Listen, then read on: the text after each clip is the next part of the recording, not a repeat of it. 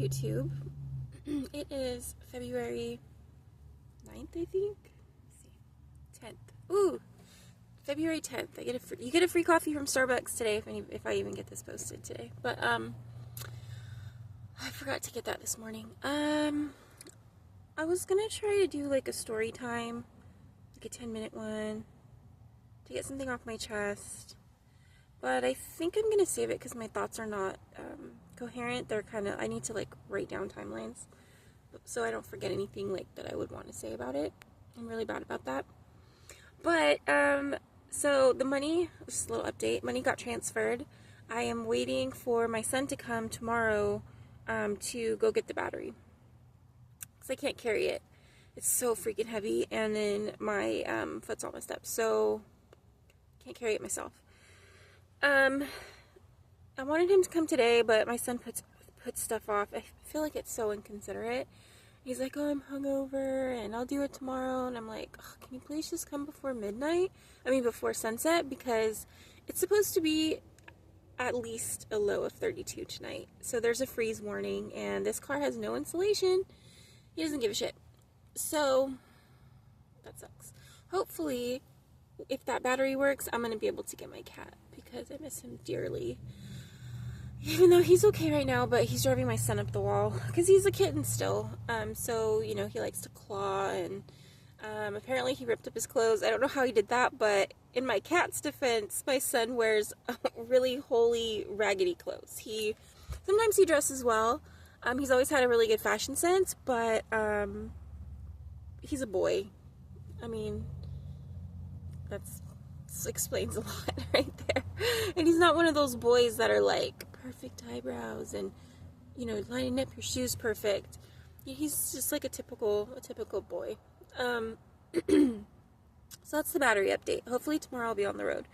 If not, I do not have a plan. I'll think of something. It's not that big of a deal. It's not like the end of the world, when I say that. I friend requested my mother on Facebook because I was thinking last night, if she died, I won't have any pictures of her crafts that she does. My mom's super crafty, and I love sharing the stuff she's done for the holidays. So she denied me, and that made me really sad. My aunt accepted me though. So the reason why my mom wasn't even on my Facebook is because I think I've said before, my family's pretty toxic, and they mistreat each other a lot, especially me. I've always felt kind of like Cinderella because I was always treated worse. It's like I was never wanted. Like if I go back to the beginning, like my mom even had me starving as an infant because I couldn't eat formula without getting really sick. So I was like not gaining weight and stuff, and my great grandfather, the one who raised me, said, "Give me that baby, I'll feed her." And so they gave me sugar water. And so my family's also weight obsessed. So my aunt was telling my mom, like, maybe that's why she's been heavy her whole life, because when she was a baby, Papa had to give her sugar water and goat's milk. And you know what? I had no idea about any of this. It doesn't surprise me that my mom would let me starve, but God,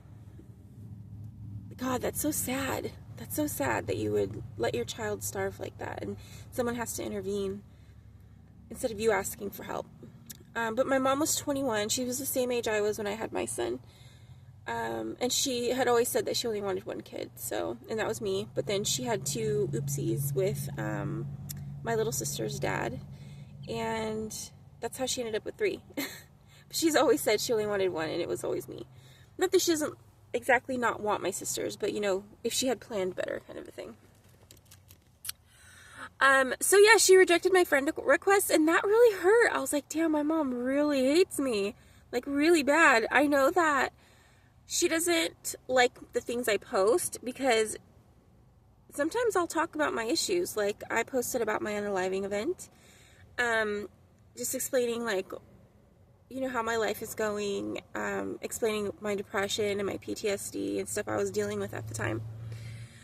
Because I just don't think it's that big of a deal. I feel like you should talk about things because there's other people in the world that need your story.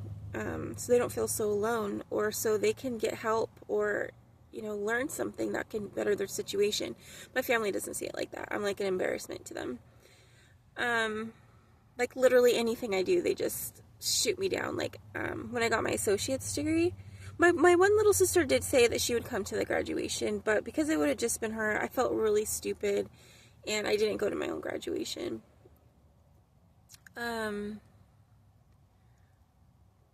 So yeah, my mom declined that. That really hurt my feelings. I'm not gonna tell her that, and she could have also done it because she has my other sister who's not talking to me on her Facebook, and between the two of them, they say a lot of bad stuff behind people's back, like cruel things, like cruel, repulsive, and just flat out lies. So I'm sure they have to keep up the charade, of being a good family or whatever. And my mother has told me that people don't like me, like especially our family, because I make them feel bad when they don't help me. But she said it in a way that was like the way she said it was like I was innocent, but I'm still annoying and a burden. She's literally told me I'm a burden. My other sister that I'm not talking to told me that I'll never be anything, I'll never have anything. And that's stuff I would never tell them. And I would just wish well for them, for the people I love. And they're not like that. Like, even if we're not talking, I adore my sister when she's not being a bitch. But I will always love her, even if we never speak again. But she can't say the same about me. And it's crazy because I've never done anything to her. She's always been a bully to me and our little sister. But, I mean, I don't know. Maybe it's a life lesson or something. So, yeah, what else? Can't think of anything else. I wish I had better news to report. But, not yet. Maybe next week, if I can get the car running. I'm hoping. Yeah. My anxiety's been sky high because I've been ruminating again on old relationships, old friendships. There's one more recent relationship that I just still haven't got over the betrayal of it. I don't think I ever will. And that I'll tell you about that sometime, because that is excuse my French, that is a messed up story. Today is in 2 days my father will have been dead 12 years. That's crazy. So I'll just tell a quick story about my dad. My dad married 4 times. The last one, I call her the bulldog. It's mean, but she's like, oh. And she's a bitch. So my father, he was a grandmaster black belt in karate in Tong Bay. And he was also a truck driver my whole life, and he ended up buying his own truck and working for himself. So my father is a very physical person. He ended up, how did it go? Someone stepped on his sock, because he would teach karate too. Someone stepped on his sock, and he fell, and his arm started hurting a few days later, and he thought it was from that. They went to the ER, and they couldn't find anything. So a couple days passed. I don't know if I'm getting the exact timeline, because my dad lived out of state with my big sisters. So, his arm was hurting. They found nothing. But then a few days later, he was in such pain that he cried, and my dad doesn't cry. So, they went back to the ER, and he had fallen into a coma, and they found out that he had, for sure, pneumonia. I don't remember if he had flu too, but he for sure had pneumonia it had spread to his spinal column or something like that. And then from there, he was in and out of the hospital. He woke up paralyzed. But then he was in and out of the hospital for various reasons, all related to being paralyzed. He was a quadriplegic. And he got moved around between my big sister, oldest sister, then the one below, she took care of him at the end. He was with his wife for a little while, but they would, because my dad and my mom always had an affair my whole life, since they broke up. So, sorry, I'm looking at the time. I'm trying to think where I was. Oh yeah, the ex-wife, she wanted to pull the plug on him when he was on life support. My oldest sister had to step in and make sure she didn't do that. She was a greedy lady. So, I had told my dad that, I wanted to move up there. This was like in November, 2011. I told my dad I wanted to move over there and help take care of him. And I thought we could spend time together and get to know each other more. Because when I was like 15, I think, or 16, he came back into my life. He was always kind of there, like, I could call him, but I didn't get much out of it. And I only remember seeing him twice before he started coming around.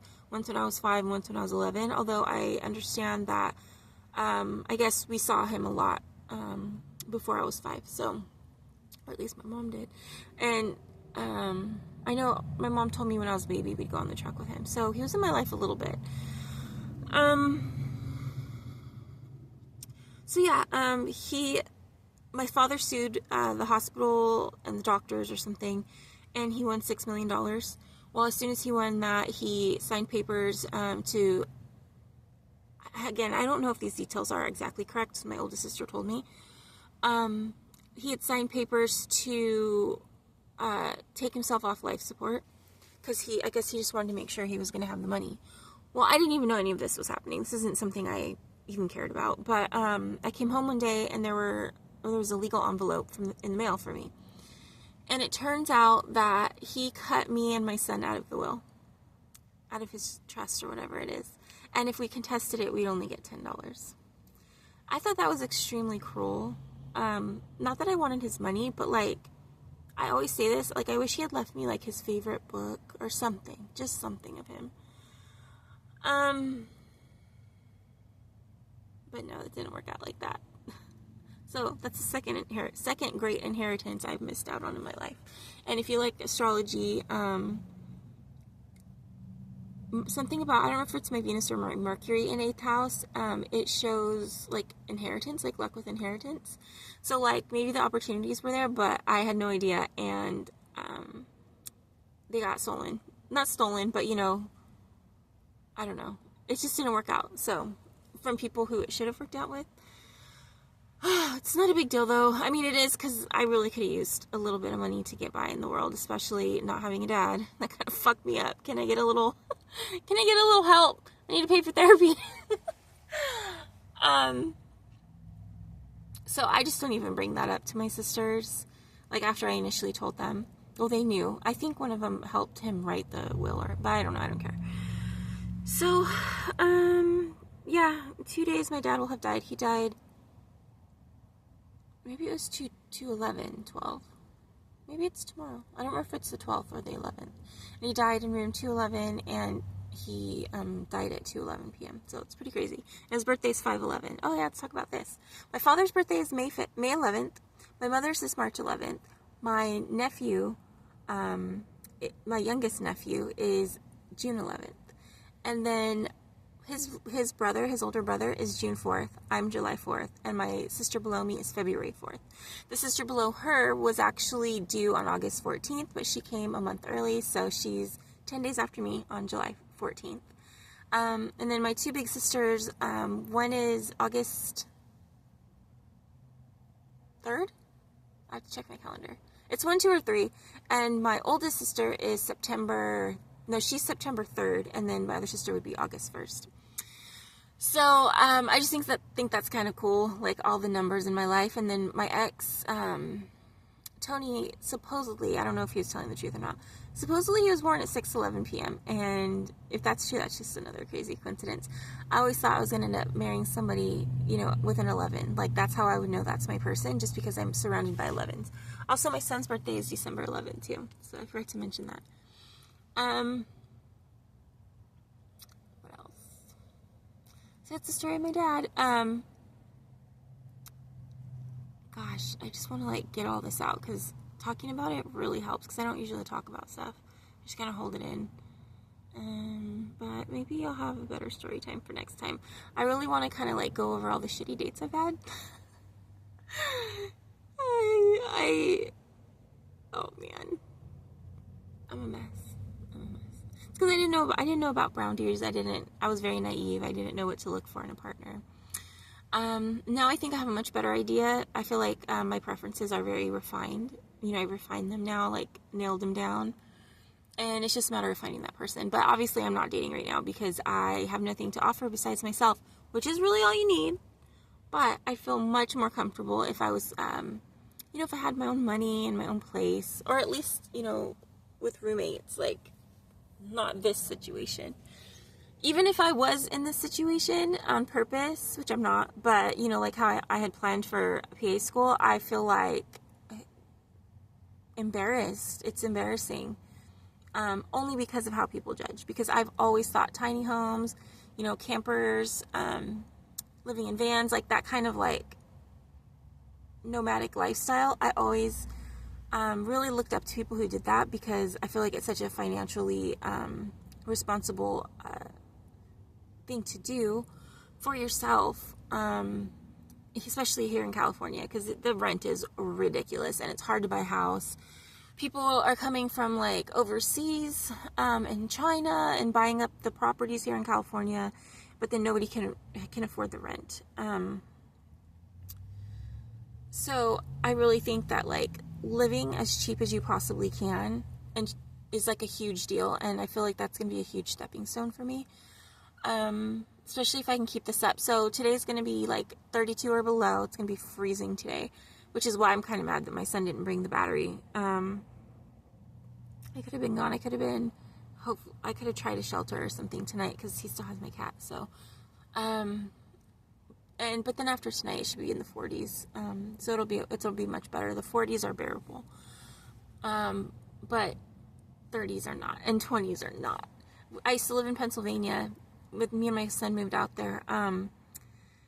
The first, I don't know how many days, but so my best friend at the time, she just was no help at all. Like, that's another story time. But so my son and I had no jackets, because we don't really wear jackets in California unless it's like super cold. It's usually just like sweaters and stuff. And we didn't have any like snow clothes or anything. So I was walking that child to school, back and forth to drop him off, forth and back to get him from school. But it was so cold, our eyeball juice got really thick and was getting stuck. It was like, it was like gel. It felt like gel in your eyes. I'll never forget that. But here I am in that weather again, but like living in it. So I hate it.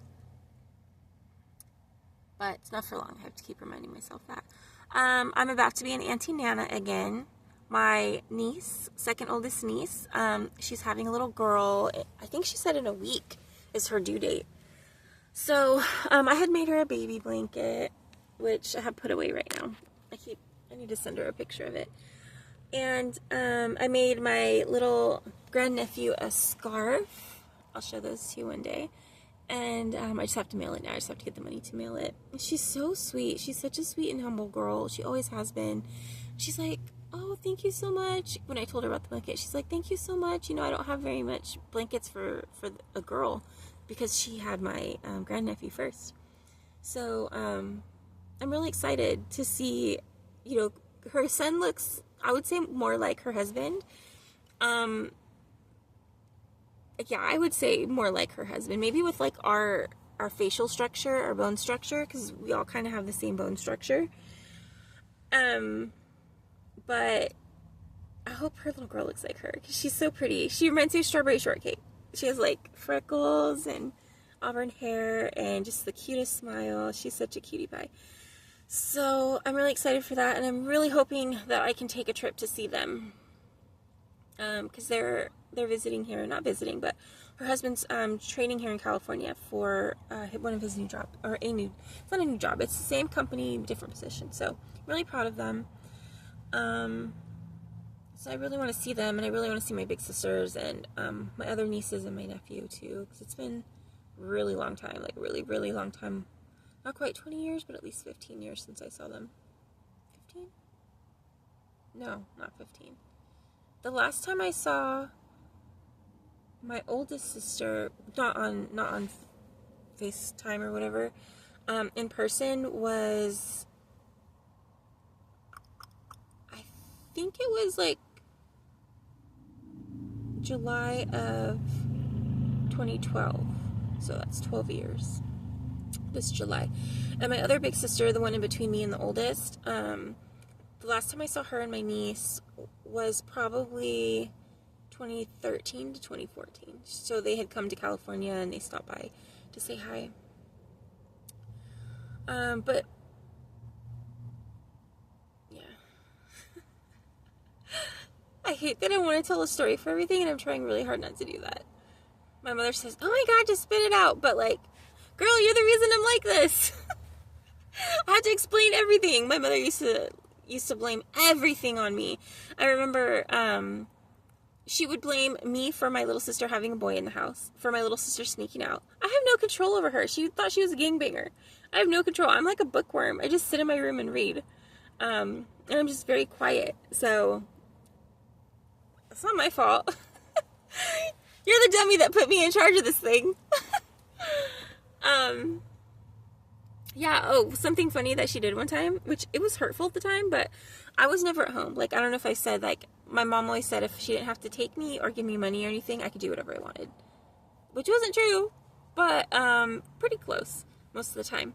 So, one time I was gone, and someone had ate all the saltine crackers while I was gone. And it was a huge deal to my mother. I don't know why. But she blamed it on me. And even when my sisters and we told her, "Mom, Janet hasn't been here for a month." I was staying with my friend. It was summer, and I stayed with her, and she lived a couple miles away. My mom's like, "I don't care. She still did it." Did my spirit come and eat those crackers? Like, I wasn't even here. Another thing she blamed on me, but I did do this one. She had a rose bush outside of our window. She didn't plant it, but it was there, and they would make these big, beautiful roses. And she would just let them sit there and wilt and not even bring them inside. So one time we had this really beautiful one. I noticed she wasn't doing anything with it, and it was going to die, so I cut it. And I kept it. And then I denied doing that, though. So then the little girl across the street got blamed. We never confronted her parents or anything, but my mother was just like, "Oh, it's probably Crystal." And I was like, "Yeah."